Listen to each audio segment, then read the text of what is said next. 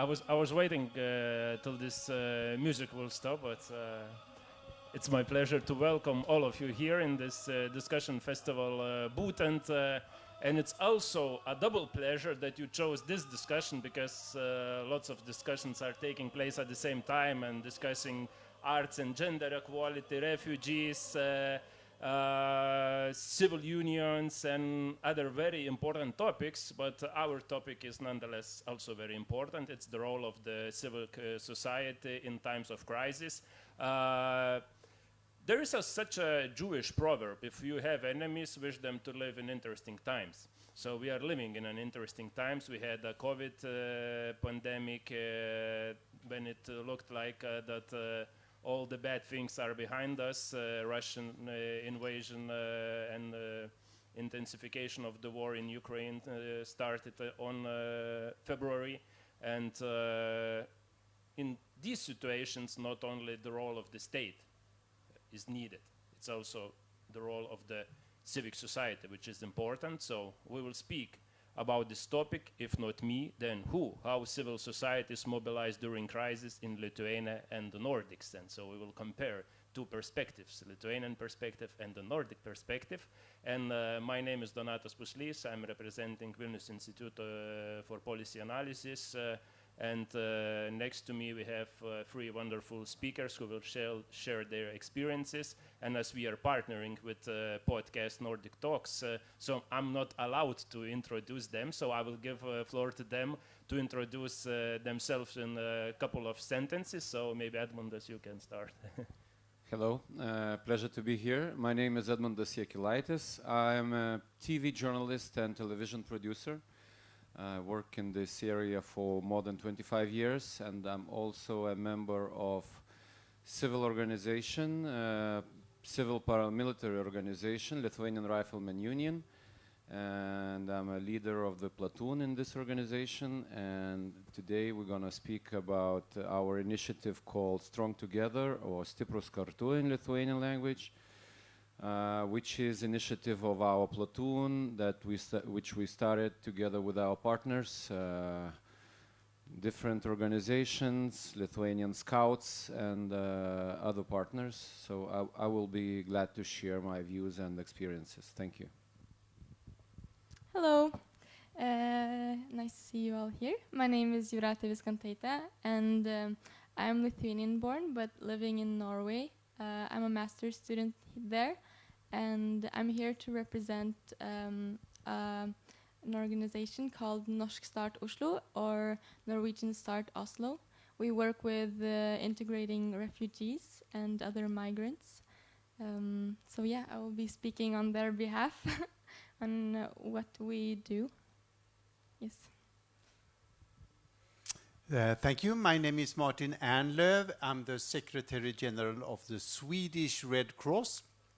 Being that, I assume I somehow represent the 191 Red Cross Red Crescent Association that we have worldwide. I will not speak on behalf of Lithuania Red Cross. They could do that very much for themselves. But I also think I represent to some extent the Swedish civil society and the different role that civil society and similar role that civil society have in Sweden compared to Lithuania, and the role we have in Nordic too. Also involved in the international activities around migration in the Red Cross movement. Thank you. So maybe we could start with Edmundas sharing your experience about the start of the initiative Strong Together, because the question, if not me, then who? When I was looking who will do something, you did it together with your friends and colleagues. And please tell us more about it. Yeah, when the COVID pandemic was a huge shock for every society around the world, of course. And a lot of people felt lost, and they didn't know how to react to the situation when everything changed in the moment, because there was a total lockdown in Lithuania and as in other countries. So what we did then, we just met in semi-legal way in the middle of park standing in the round big circle, like 25 men, making a big circle and discussing what we should do. So we started a big information campaign, which we made without any government or any other resources. We just did it by ourselves. We just did a lot of internet banners, radio, television clips, and social commercials. Just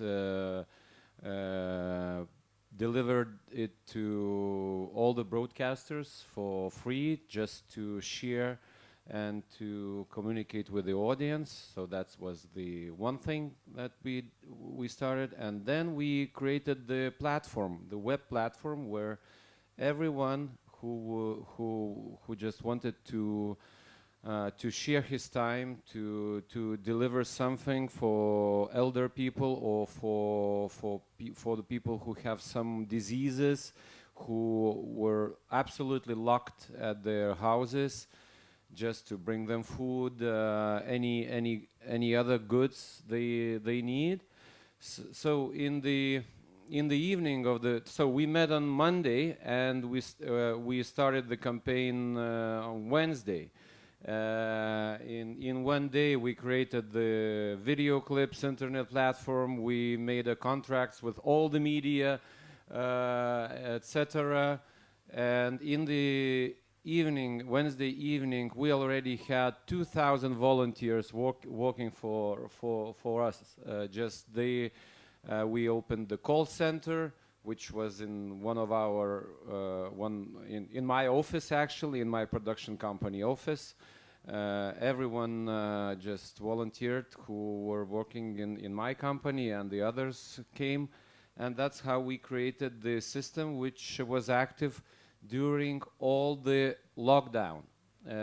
So we managed to invite 8,500 volunteers who visited like 10,000 houses in Lithuania, and a lot of people were visited by volunteers like tens of times. So no one could count how many visits we made, but I think it's like 100,000 or something like this. And before moving to Jūrate, I would like to ask one another question. And the latest Civic Empowerment Index, which is published yearly in Lithuania, indicates that in the year 2020, which were marked by this COVID pandemic, 61.1% of Lithuanians donated money, things, or in any other way supported charity organizations. And it is a remarkable increase by 22.3 percentage points compared to the year of 2019. And I wonder, how do you see the situation? Is this just a temporary mobilization in the face of the big crisis that we never witnessed before? Or do we already see also the long-term changes which will stay after this crisis? And like we are, of course, waiting for the Ukraine war to finish and to end as soon as possible. But will this trend continue? I don't feel that the trend like this will continue like forever. But when something shocking like COVID or war against Ukraine happens, society mobilizes, and then this curve shoots up, and I think it will never go down to the very same point it was before, because this, let's say, voluntarization of the society, it's happening. I mean, when the war started, all the organizations they managed to invite they managed to have like tens of thousands volunteers. They didn't even needed that numbers, but people just registered because they wanted to deliver something. They wanna bring something to society. They wanna share.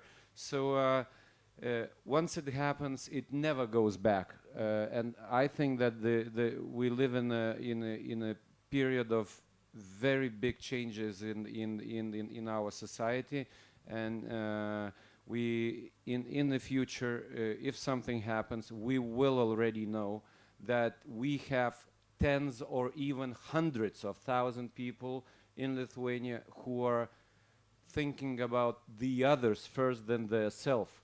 That's the most important thing in those 2 years, which will stay for tens of years.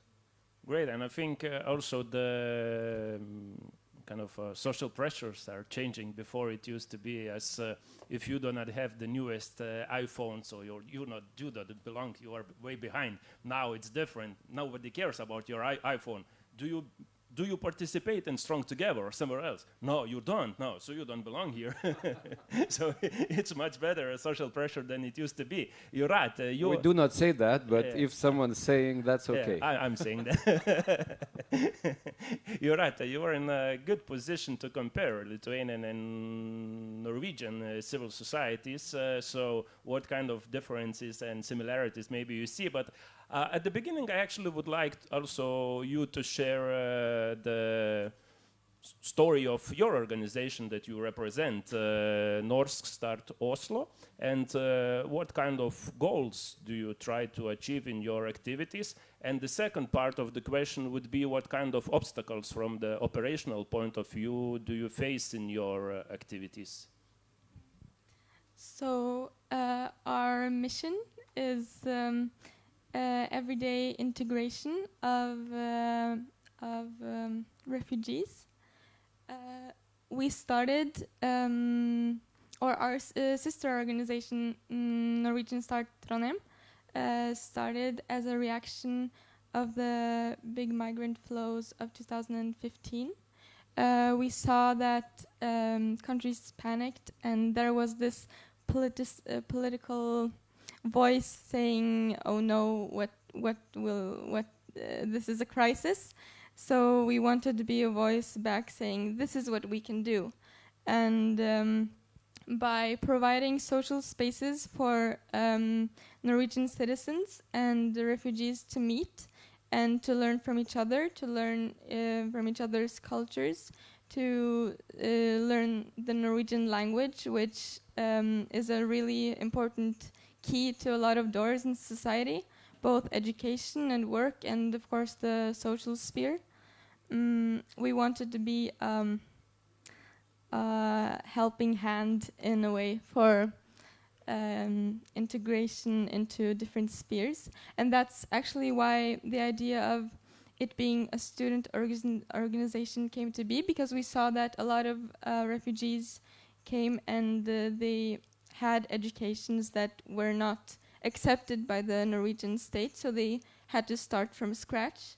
And refugees coming there, coming to Norway, often think about building a life there, because the crisis they're running from is permanent type of crisis.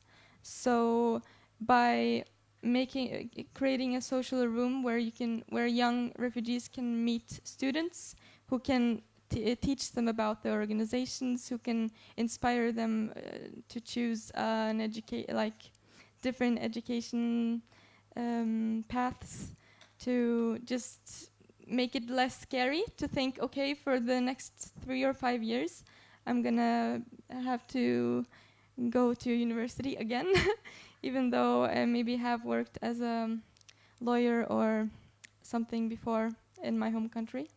So we saw a problem, and we thought we can help solve it. And organizationally, with challenges we face, it is the recruitment of participants, but also the people, civil society. What is it called? The volunteers. Because we do need to constantly recruit volunteers, and we also need to constantly work with making our platform known for our participants. so that there's actually someone who comes and uses the resources that we provide. So we work a lot with that, and also with seeing how the groups of refugees that come to Norway, they are different, and they have different needs. Then we also have to change what we provide to better help, or yeah. Thank you.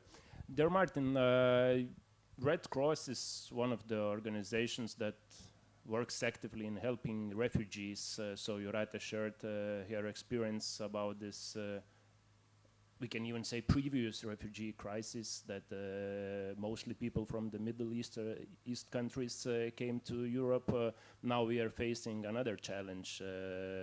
Ukrainian war refugees are coming to Europe, to different countries, and we spoke before this discussion. You traveled in March this region, and you had an opportunity to witness how different countries are approaching this crisis, how they are helping, how they are working with the integrational strategies. So what are your observations about the situation, and maybe comparison of Nordics and Baltics, if we can divide it like this? Yeah, that's a big question. Let me just start by basically, I mean, since we're talking about the origins of the organizations, I mean, the one I'm representing is, of course, significantly older, but still, I mean, the Red Cross was formed on the battlefield of northern Italy, where a Swiss banker, politician, witnessed the consequences of a horrific war between France, Italy, and Austria, where dying soldiers, wounded soldiers were lying down on the battlefield. And he just said that regardless of the reason why these people were fighting against each other, somebody need to care for the human beings. And that's basically the cause, the root cause for our organization 160 years ago and still today, to prevent and reduce human suffering wherever it occurs. And that's, of course, a gigantic task, and we cannot do that. Authorities could not do that. And challenges, I mean, talking about challenges in the situations we have, the challenges are, of course, mostly for the people affected, right? I mean, there are millions of people now deeply affected by the conflict in Ukraine. Most of them in the country to various degrees, and we all know that from media and from personal contacts. Some leaving the country, quite a few ending up in Lithuania, some also in the other countries also, but even more significantly in Poland and Romania, Hungary, Moldova, countries that do not have the kind of infrastructure, people, authorities, financial resources that we have in the Nordic and the Baltics. So it's a big difference in how that is done, right? And then, I mean, the question, I mean, the theme for this conference talk is what's the role of civil society in that? And that I think is interesting when we hear the examples that often I think civil society is fast. We mobilize people who want to do things quickly and have the energy of doing that. On the same time, our challenge is to be sustainable, to keep that enthusiasm going, because if we keep to the topic of the conflict in Ukraine, the consequences, lots of people came in the first weeks of March, even more in April, and then the level, I think, in Lithuania and also in Sweden, Norway, and Denmark has been more or less stable. But the people's needs in our countries and in Ukraine are still there. So we also need to think that into the picture. I think, what kind of role does civil society have? What should it have? And how does it differ? If I compare Sweden to Lithuania, Sweden is a much more bureaucratic society. We basically, the Swede expect the public authorities to handle the situation, right? So that's the going in position. Then we could, as individuals, add different things, which also the Swedes are doing. We have huge mobilization of financial resources and also of people helping out, getting beds and food and stuff in place. But in the long run, that's what we expect. In Lithuania, I think you are inspiring in the fact that you are much more easygoing. It's quicker, it's faster, and things that are done here. When I came here to Vilnius in March, end of March this spring, I stayed a day within the reception center in downtown Vilnius, which had a beautiful flow centered around the refugee situation, where people could get food, they could get registration, they could get help to get transports to families who offered by Stronger Together IT platform, I think even. And if you needed to stay, there was like 135 or 150 bunk beds on the second floor. Well, in Sweden, don't even think of putting bunk beds in a place if you don't have pre-installed sprinkler systems. It's against the regulations, right? So fire brigade would stop you from doing that. And that's, I'm not being sarcastic against my country. I just say that here you are more creative, I think, a little bit more forward-leaning and more inspirational in that. In the long run, both things must work. Also, authority rules must work, and people need to get to schools and get sustainability systems. So I think somewhere in that area, I think you have the comparisons.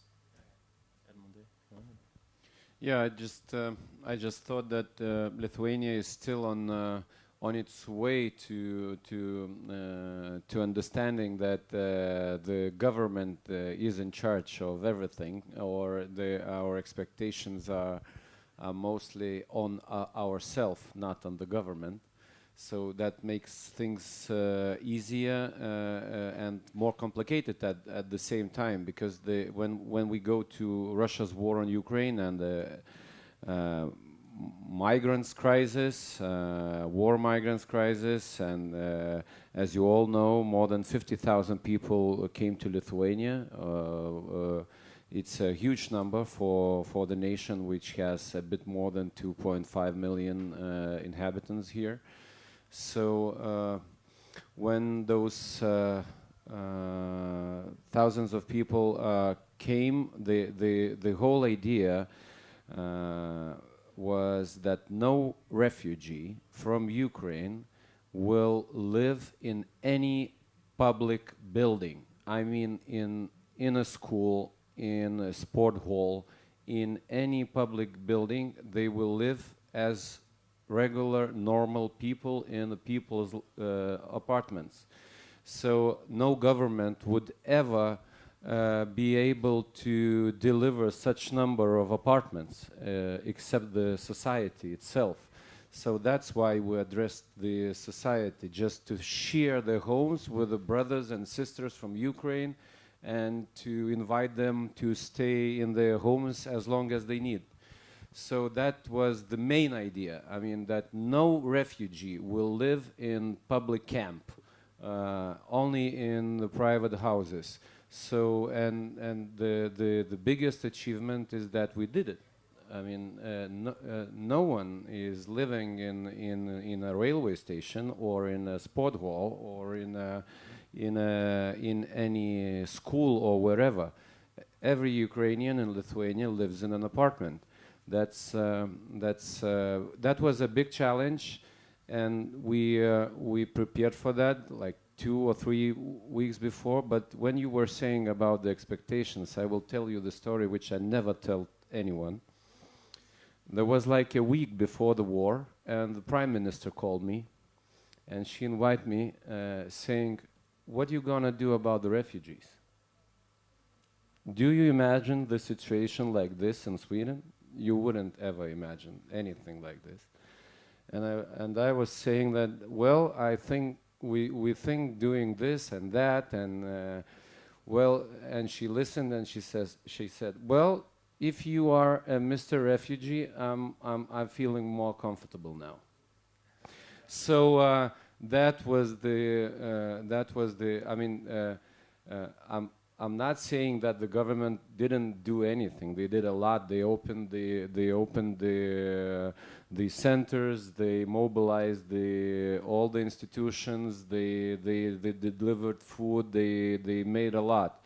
But the civil society, I think, especially in the very beginning of crisis, in the first month, civil society did much more, and we opened the refugee center on Ukrainian Polish border, which was the only Lithuanian refugee center, and it was opened by a civil organization. I mean, and a lot of different things. I mean, we organized the transportation to Lithuania from Ukrainian border. We delivered like 10,000 people to Lithuania, and it was all done with only by civil organizations. So in the crisis like this, I mean, we can feel that there is much more bigger power in a society than in the institution. And there was a Lithuanian Olympic Committee president, former Olympian champion, passing by, and she was the one to call, like, third or second day of war, and she called me saying that I want to give my gold Olympic medal to the one who will benefit the biggest amount of money to refugees. And there was a company which benefited with 100,000 euros to our foundation, let's say, to our organization, and we called the man, the owner. We never spoken before, saying that now you are benefited to have the Olympic gold, and he said, could you send the gold back, and I will deliver another 1,000. So that's a big story about the atmosphere in the society when the war started. And of course, in Lithuania, we feel very close to Ukrainians because we share the history. We used to live in one country. I mean, not in the Soviet occupation, but in the medieval times when we used to be one country, Grand Duchy of Lithuania. So. We still feel very big sympathy to them, and that's why it's easier to find the way to hearts of people in Lithuania, in Poland, or somewhere around in the region.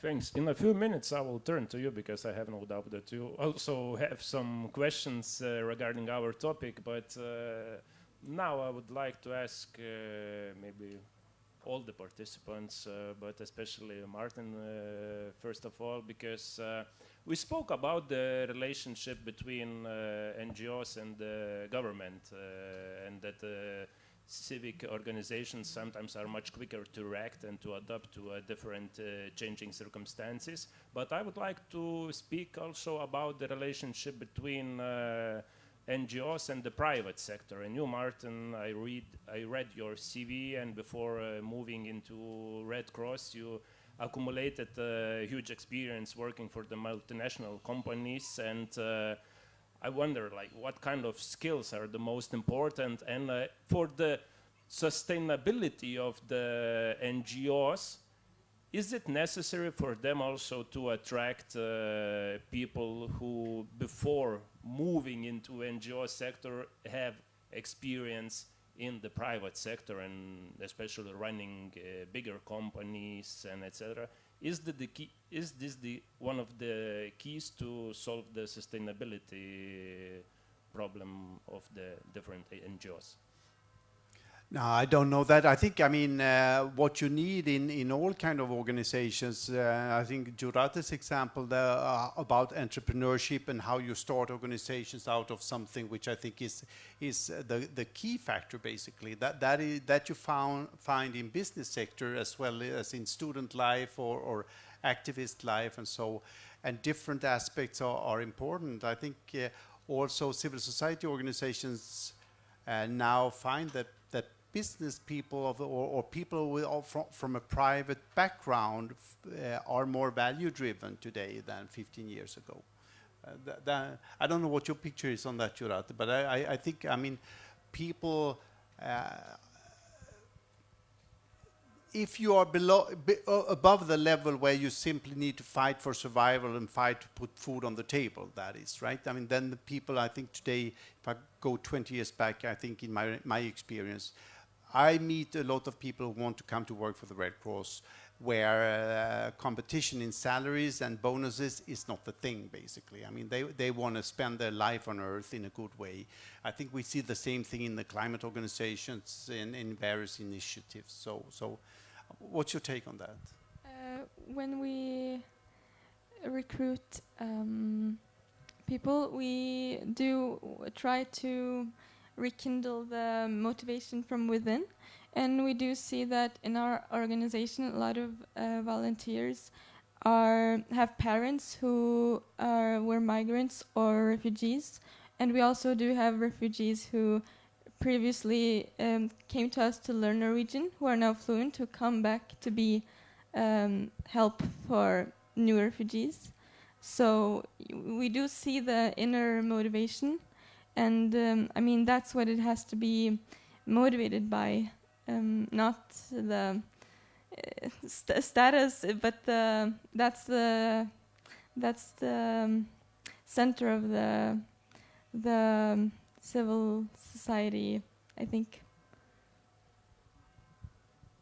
Okay, now I will ask the question, which is very important for me personally, because I'm trying to puzzle it out.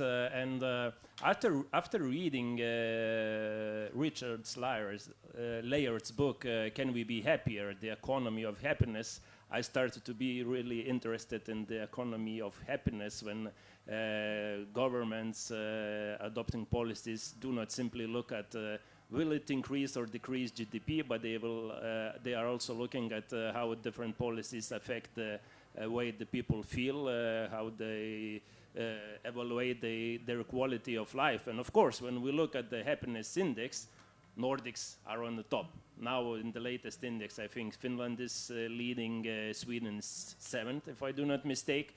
But then, what was very interesting for me, I found out that a scholar, John Helliwell, he actually found out that there are 6 variables that explain 70% of the variance in average happiness across the countries. So first is trust, the proportion of people who think most people can be trusted. Then the second, generosity, the proportion who have donated money to a charity in the present month. Third, social support, the proportion of people who have relatives or friends they can count on to help them whenever they need them. Afterwards, freedom, the proportion who are satisfied with their freedom to choose what they want to do with their life. And fifth and sixth, health and income. So I will not touch upon the last 2. But first 4 clearly speak about the importance of the civil society. And do you have the key? Do you have the answer? So how did the Nordics manage to achieve this when they call trust the Nordic gold? Not oil, not gold reserves, not something. Trust is the gold of the Nordics. So where is the key of Nordic success? Is that for me or for everybody? For or? everyone. Yeah, Maybe Edmund knows the answer. No, I think, I mean... I can only guess. No, if you look back in the Nordic way of building a society, basically many of the things that are now in the welfare systems were started by people movement, right? I mean, we were relatively early giving voting rights to women. We were relatively early developing basic health services on a broader scale. Unions were strong early in the Nordic countries. And that's and what we today call the welfare system, which today is principally run by authorities was formed in civil society organizations. And there I think you build the fundament of trust in a way between people. But also, I mean, trust today is challenged, right, in the Nordic and the Baltics, because, I mean, we talked about, and today everybody's very recipient for good reasons about the people being affected by the war in Ukraine, but that doesn't mean that we are recipient of people who are in humanitarian need because of refugee situation in general. That's also not true in Lithuania, right? I mean, we have the different complex refugee situations also affecting Lithuania with completely different political consequences. The same thing in Sweden, where we took relatively many people coming in 2015 and 2016, where of course the sustainability of the support for those people coming then could not be put on civil society organizations only. And that is changing the political landscape. That is changing societies. And that we see also across all over Europe. We can have different opinions on that, whether that's good or bad or where we stand politically, but it's a fact that is happening. So, I mean, the trust factor is not there forever, right? You, like in all good relations, all good things, you need to maintain and do a little bit of maintenance and make sure that that stays alive. There, I think civil society and our various organizations have a responsibility in doing that. Right? I think that trust motivates cooperation in civil society that makes it possible to start up organizations or start up a group that works towards a goal, because you give and you think that you will get back because you give to society and you trust that society will give back to you. But if I'm not wrong, then trust is going down in the Nordics, and we see in the younger generations that that people do think more individualistically and not the collectively. And we also see that involvement in civil society is a bit lower in younger people than older generations. So I think it's important, but yeah, it's not a rock that will be there forever if we don't take care of it. Yeah, Edmund?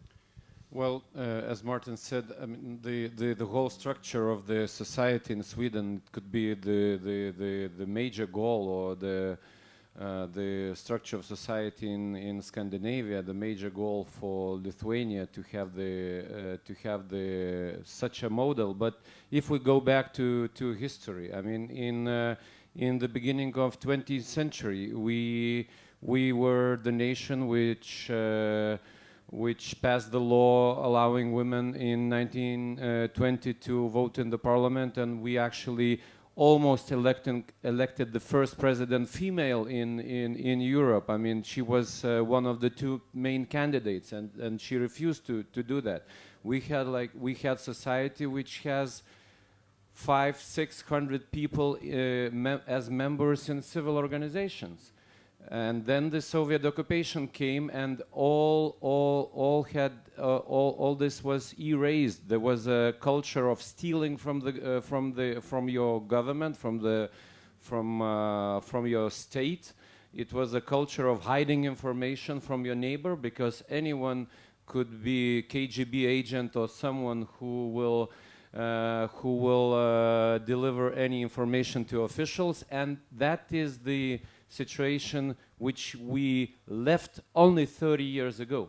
So we are in a totally different circumstances, and we still need a long way to go to reach those standards as were mentioned.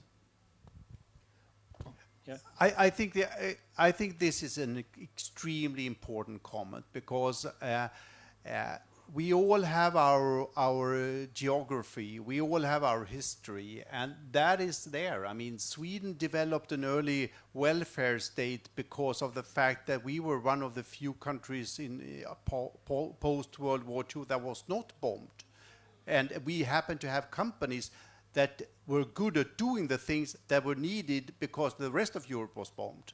And we had the US paying money into Europe in the Marshall Plan. And that formed basically the basis of where we are today. Now, we have a completely different structure again with a situation that we all need to take extremely seriously, and that is also changing the politics within the nations, right? So I think that comment is extremely valid. But also Jurate's comment. I mean, it's not so that civil society organizations have stopped developing. I mean, if we should get climate activity going, we are dependent on the younger generation mobilizing civil society action. I mean, we are in Sweden now in the middle of the run-up phase of a parliamentary election, and climate is not on top of the agenda. I mean, nuclear power and electricity and criminal gangs and harder measures are all dominant, right? So we need also inspiring new civil society organizations to affect also the coming 10, 20, 30, 40 years. So that cannot stop. I had to say that. Yeah, thanks. I know that Nordics like to walk, so it's time for me also to walk a bit. So I look at you if you have any questions. Yeah? Okay. Okay. No opportunity for me to walk, but thanks for the question. Before I ask my question, quite provocative, I would like to say appreciation and one comment. One, of course, I want to say that I do really appreciate Stronger Together and other organizations that had put many efforts to help, let's say, and mobilize in crisis. The other comment to Mr. Martin, that you said, and you compared our system with Sweden, that we are more flexible. But in the longer run, probably the state and civil society organizations should go hand in hand because it can guarantee a long-term sustainability. And my question is about the third crisis that we had in Lithuania. And we didn't have a mobilization of civil society because it was, let's say, political issue. It was migrant crisis on our Belarusian and Lithuanian border. It's called hybrid war, and we don't know the answer. My question is, don't you think that public discourse or media role, how and why civil society mobilizes, it also depends on them. And we also have illegal migrant definition in all our medias, right? And it was strongly supported that it's illegal migration. But when we look at those people, at those families in detention centers, we saw quite, let's say, violations of human rights. So my question is about public discourse or even public narrative from our government institution, because we see differences. And would it help to mobilize our civil societies to help, not let's say, quite difficult situations? Media role and the So who is taking the lead? I should probably not volunteer, but I think the question and the point is extremely valid, and I think that we need, as grown-up adults, need to realize that a lot of things are happening simultaneously, right? Today, I mean, I spent a couple of hours also with my colleagues in Lithuania Red Cross. The activities that they are doing in making sure that also all aspects of migrant situations are cared for and are extremely important. We are doing the same in Sweden. All the Red Cross societies now, when it comes to the European Union, is extremely active on this. And I think the challenge is that we as human beings are reacting the way we are.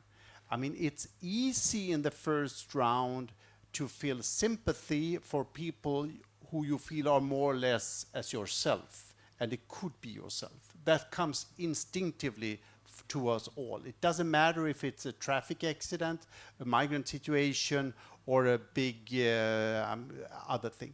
But people are more distant, we are more distant.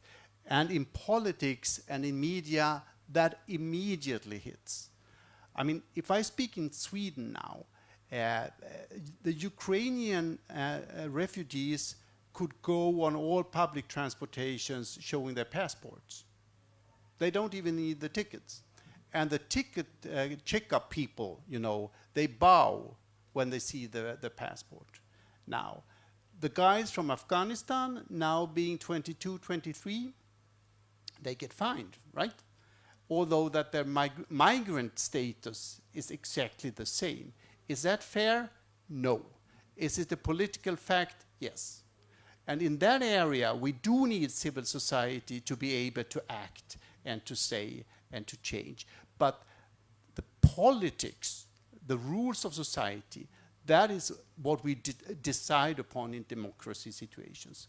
That's where we vote about that. And there we are complex as societies. I don't know if that goes too far, but basically, from my point of view, that's where your question are, basically. We have similar situations being handled in different ways because we are complex as people and because politics picks up that immediately and then put it into black or white.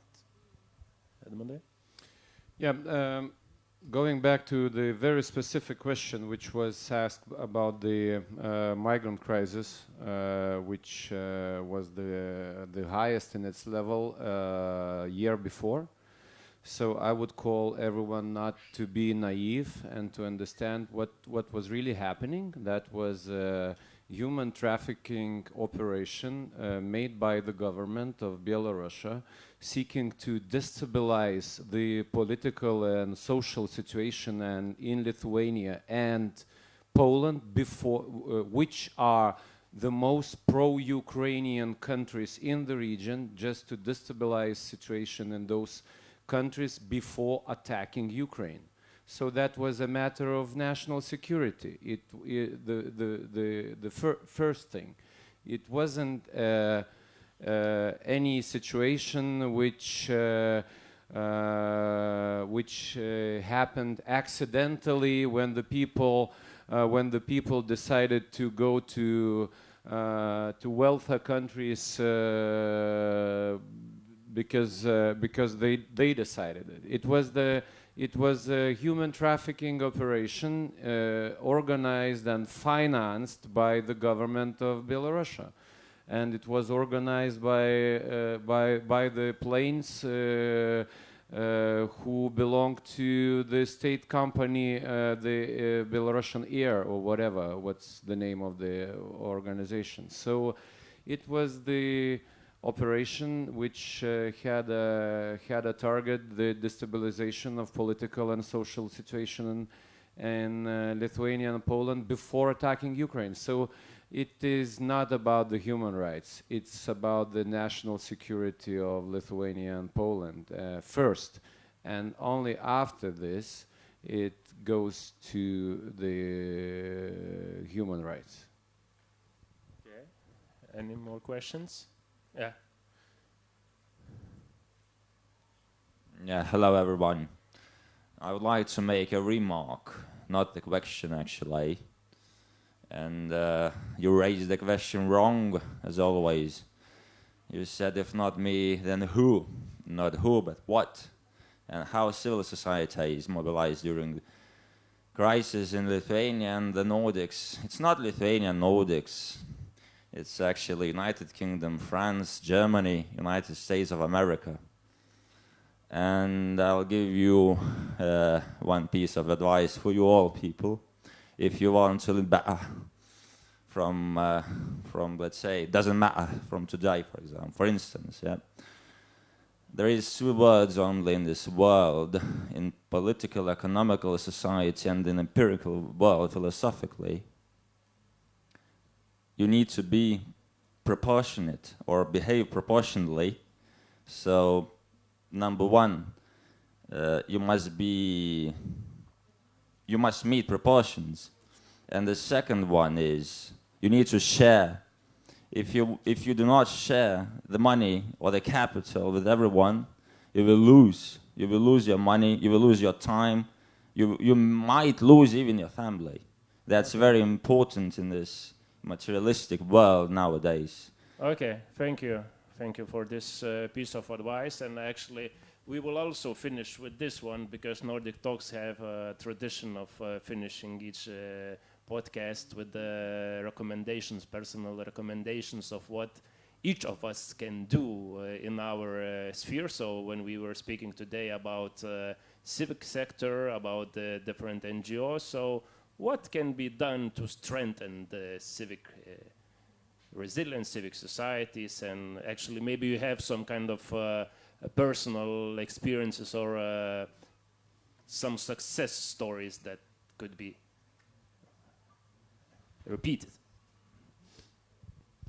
Okay, you're right. I think for the Nordic countries, a piece of advice maybe would be to, since it's so bureaucratized, and even though my organization is volunteer driven and we still apply for money from the state, from the government. So the process slows down and you get locked into one way of seeing the problem. But my piece of advice would be to always see the situations that is the situation as it is right now, and try to see what the solution is the best for it right now, and not get lost in ways of how it usually is done. Edmund? Well, what could we do? I mean, not spending our money or not creating big organizations or whatever. We can get friends with some Ukrainian family and spend some time with them. That's it. It will take like couple of hours per week, but it will come back with brilliant emotions, and it will help people to relax and to understand better the culture and the society of the country. Just it's very easy. Just get friends with some Ukrainian family. Martin? Advice? I would say to Nordic and Baltic people, stay engaged. Spend, if you have 5 hours, spend those. If you have €5, spend those. If you have some time to go to the Butent Festival and talk about things which are important, do that. Because, I mean, we cannot fall back. We need to be active in our societies and not take things for granted. So stay engaged. That would be my simple advice. Thank you. And applauses are already coming. So thanks, Martin. Thanks, Jūrate. Thanks, Edmundas. Thanks for Nordic Council of Ministers office in Lithuania for organizing this discussion. Butent is just starting, so I hope you will be back to this stand in the coming discussions, and we will find also many other interesting events going on. So see you all and enjoy this beautiful, no, I wanted to say summer evening. Unfortunately, it's autumn evening. All the best. Thank you.